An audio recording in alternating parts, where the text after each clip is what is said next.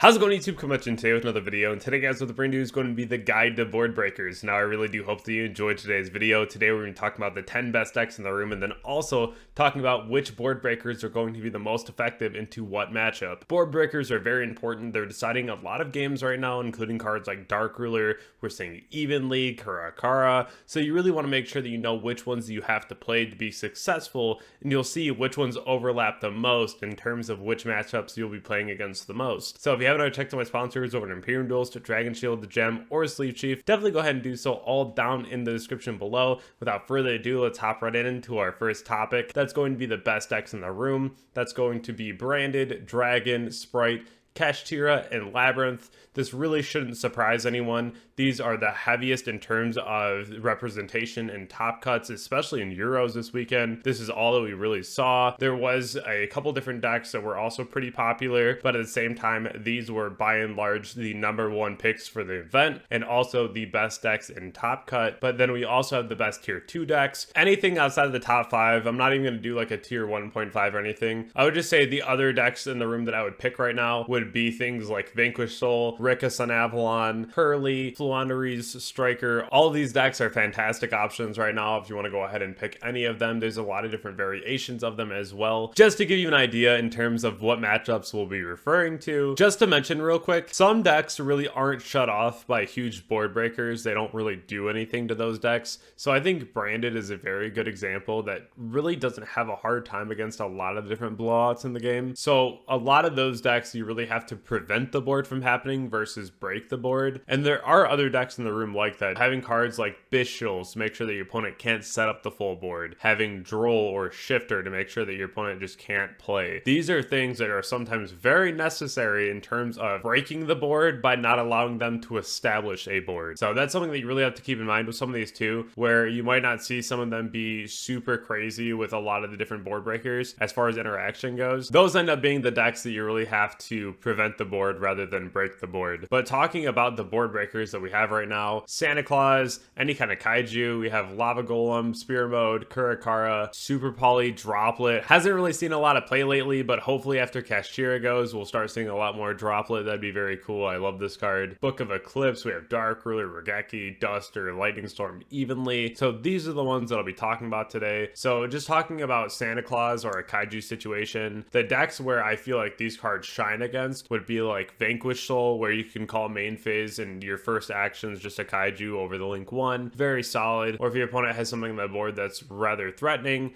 if you have like an Imperm that you can throw onto the link 1, if they have like a Mad Love on their board, then you can go ahead and just like Kaiju over the Mad Love. Force out the Continue if they want to use Dust Devil. A lot of times they only have one or the other, so they just have a set and you don't really know what it is. You can always Kaiju over like the Mad Love, and then if it's the Dust Devil, they can't use it. If it's continued, then they just get Mad Love back, so it doesn't really matter too much. But it is nice if you are worried about the non-targeting Book of Moon. That's something that can be very problematic. Talking about Fluanderies, having a Kaiju for Empen is always going to be really solid. Again, you still need a way to answer the trap card, but at the same time, it's going to be a really nice option for you to be able to clear an Empen, or if your opponent puts up like an Avian and you just need a way to clear it. Kaijus or Santa Claus is always going to be a really solid way for that. Kashtira, again, a Rise Heart. This is going to be something that you want to get rid of almost immediately. Even a random Fenrir isn't the worst trade for a Kaiju, so it's something to really think about. These cards are crazy.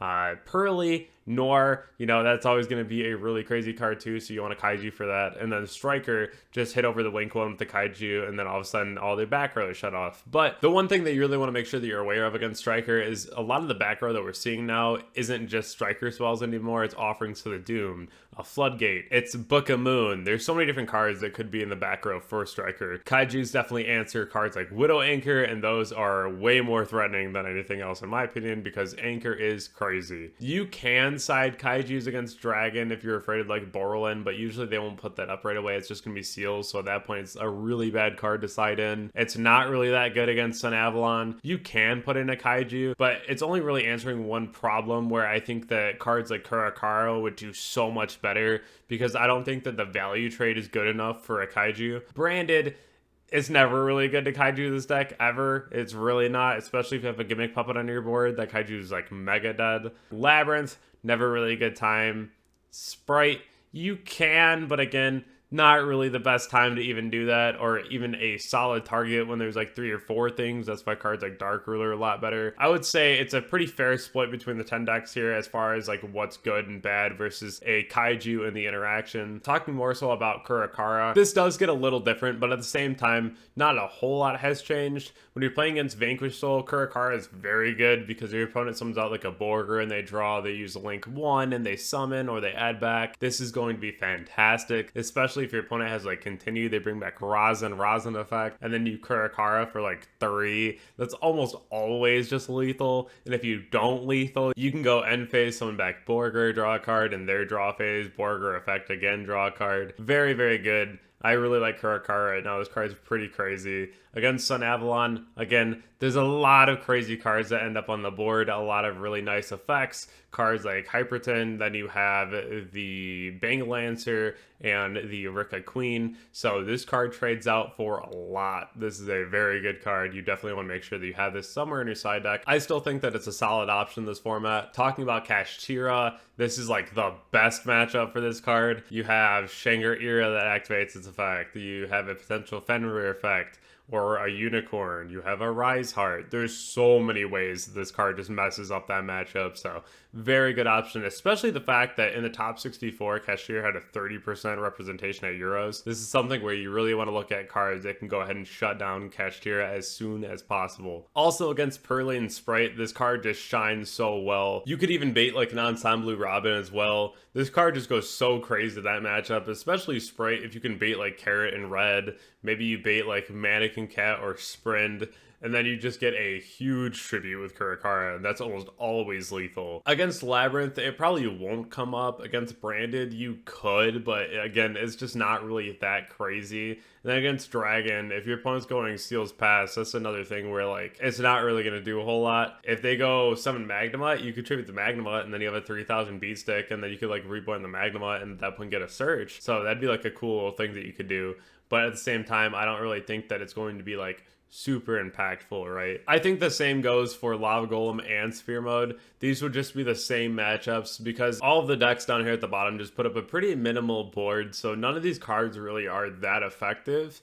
Definitely effective into the top matchups like VS, Sun, Kashtira, Pearly, Sprite. Like these are the matchups that put up a lot of monsters, especially Lava into the Vanquish Soul matchup. That card's insane. Talking about a different card here, Regeki, this one definitely has a lot of very good matchups. Still not that good into Branded. Again, Branded's one of those matchups that you really want to prevent the board versus like actually allowing them to establish a board, because not a whole lot of board breakers do a whole lot when you're staring at a puppet. But then you also have Labyrinth. There's not a whole lot that you're using Regeki on. Pearly, they have Noir. Not really going to be able to Regeki much, but let me tell you, Regeki against VS, excellent. Regeki against the lone seals on the board, solid. You could do it against Sun Avalon, also very good. You could do it against Kashtira. Of course, they could have Goliath, but sometimes they need a card to go to grave before they can even attach the Goliath. And they also need to open up Pot of Prosperity, so that's where Regeki is also very solid. And then you have Sprite and Fluandaries. Another couple boards here where, again, you'd have to bait the Carrot first, but at the same time, very solid in the current meta. And that's also the same for Dark Hole.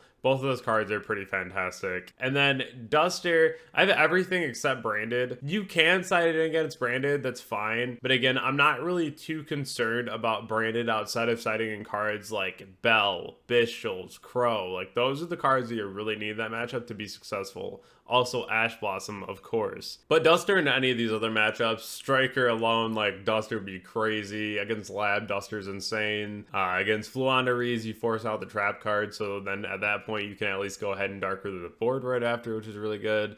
Against Sprite, it can be pretty mid, but at least you get rid of Smashers. You get rid of Fountain for the most part, because a lot of the Runic variants are going to have something in the EMZ. They'll have like Fulgo, they'll have a Link 2 as far as like IP or one of the live twins. So there's a lot of situations where they can't just summon a Hugin. So that makes Duster really crazy. Against Pearly, if you have a Kaiju, you can Duster first, so you get rid of My Friend, they don't get recursion on their materials. Against Kashtira, getting rid of Birth, of course, is going to be extremely important. Against Sun Avalon, you get rid of Sheet and Con, so it's already going to be a really good time. Against Dragon, you get rid of the Regained, and you get rid of Beast, so that's always going to be really solid. You can also get rid of the Boot Sector if they want follow-up, they don't get it. Then also you get rid of Continue, any kind of Floodgate, or the Dust Devil against VS, so that's always going to be really solid too. Talking about Lightning Storm, nothing really changes. It's still pretty much the same here. Just Lightning Storm alone, I think this card's really underrated. I think this card's really crazy when you open it. A lot of people just don't respect this card, and they put everything in attack mode, and it blows my mind. If you start noticing that in a lot of your matches, that everyone's just leaving everything in attack mode, it's kind of crazy. So that's something where I definitely recommend at least testing out Lightning Storm lately. Then Dark Ruler, we're back to a pretty even split here. Talking about Dragon, Branded, Labyrinth, Pearly, Striker, these matchups, they don't put up a huge board. We were talking about this earlier, so you're not needing a Dark Ruler. It just doesn't really do anything. You could put in Dark Ruler as it's a solid trade against Heretic Seal if you're playing a deck like Sun Avalon and you don't want your normal summon to get bounced. Totally understandable. I think that's fine. But at the same time, you'll probably find that it's not that impactful. Talking about the other matchups here, though, main phase 1, activate Dark Ruler against VS. They don't get the Link 1 effect. Against Sun Avalon, you knock out a lot of effects, which is really solid. Against Kashtira, you still have some zones locked, but that never really mattered. You get rid of Fenrir, you get rid of the Arise Heart. Against Sprite, this card's an absolute blowout. Like, Dark Ruler against Sprite is one of the best things that you can open in this matchup. It's so good. And then also against the Empen, of course, just making sure that you can deal with that immediately so you can play the game is always going to be really solid, because Skill Drain is a really crazy card. But other than that, Book of Eclipse, I still love this card. I still think that it's very solid. Against the Sun Avalon deck, you still have to deal with Bang Lancer, but you do get rid of the Hyperton, you get rid of the Rika Queen. Then you also have the ability to not get hit by Princess anymore, because they need a face-up Rika on the board for the Princess to go off.